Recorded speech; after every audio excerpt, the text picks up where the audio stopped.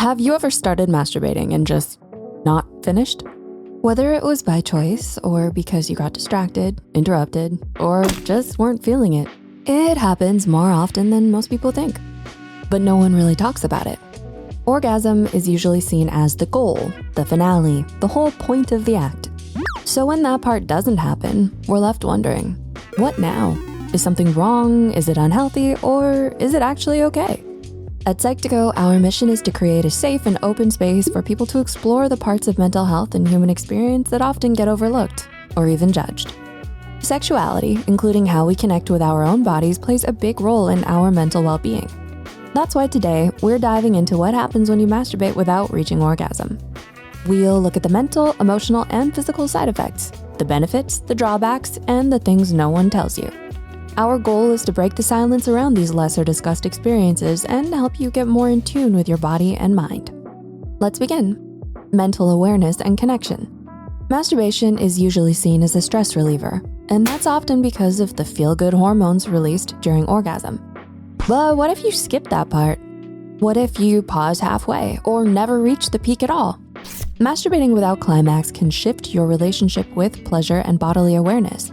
Without the pressure to finish, you might become more mindful of your own sensations, preferences, and turn-ons. It turns the act into more of an exploration than a sprint to the finish line. Some therapists even encourage this kind of practice, often called edging or non-goal-oriented touch, as a way to reduce anxiety around sex and reconnect with your body without judgment.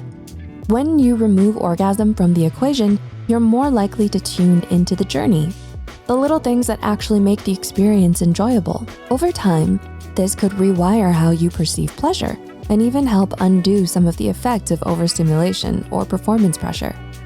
Emotional response. Let's talk emotions.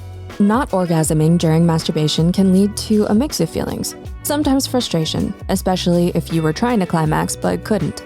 But it can also lead to relief, especially if you felt pressure to relieve yourself but didn't really want to in the first place. Can even give you a space to understand whether you're masturbating out of boredom, habit, emotional stress, or genuine desire. When orgasm isn't the goal, you might realize how often we use it to self-soothe or distract ourselves. And there's nothing wrong with that, but having that awareness gives you more control. You might feel less dependent on climax as a form of release and more interested in the underlying emotions that you're experiencing. In this way, stopping from orgasm can actually make you more emotionally intelligent, even if it doesn't feel all that satisfying in the moment. Physical effects. Okay, so what about your body? Is there any harm in not orgasming after arousal? The short answer is not really. But there are some sensations you might notice. Some people report temporary discomfort or a fullness in the pelvic area, especially men, sometimes called blue balls or vasocongestion. It's harmless but annoying. For women, it might feel like a lingering sensitivity or unspent energy. The good news? Your body naturally reabsorbs all that arousal buildup. No medical crisis, no health emergency, just a little inconvenience at most. Over time, regularly choosing to not climax may even help us with issues like premature ejaculation or sexual anxiety, because your body becomes less dependent on instant gratification. And in some cases, it can even enhance future orgasms. When you build up arousal without always releasing it, your body gets more sensitive, and the eventual climax, whether minutes or days later, can feel stronger and more satisfying. Building better habits. Choosing to not orgasm during masturbation doesn't have to be a sign of dysfunction. It can actually be a powerful form of self-discipline, exploration, or healing, especially if you're trying to cut down on compulsive habits, porn use, or just want to reset your relationship with pleasure. Think of it like skipping dessert, not because you're punishing yourself, but because you're learning to enjoy the meal itself. It's about being curious, being intentional, and realizing that pleasure isn't always about reaching a goal.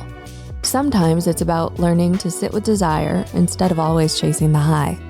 Over time, this kind of practice can make partnered sex more enjoyable, help you become more in control of your cravings, and reduce anxiety around performance. You might even find that pleasure feels less like a pressure and more like a choice. Topics like this aren't always advertiser friendly, and this video might get demonetized, but we felt it's incredibly important to talk about. If you found it helpful or believe more people should have access to open conversations like this, You can help support our work by checking out the links in the description box. Thanks so much for watching, and if you want more honest, stigma-free content around mental health and sexuality, don't forget to subscribe to Psych2Go. We'll see you next time.